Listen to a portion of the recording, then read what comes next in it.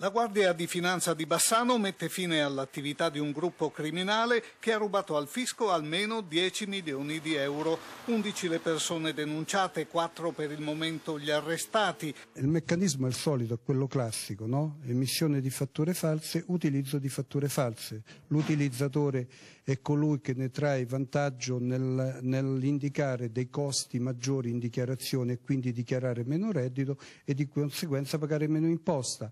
27 le perquisizioni portate a termine nelle province di Vicenza, Padova e Treviso. Nei prossimi giorni se ne effettueranno altre a Verona, Venezia, Milano e Roma. Sequestrati in via preventiva beni immobili per 1 milione di euro. I soggetti che sono destinatari di queste perquisizioni per la maggior parte sono localizzati nel Veneto, ma ce ne sono per ora anche a Roma e a Milano, ma non escludiamo che si allarghi un po' a macchia d'olio perché è una frode molto consistente.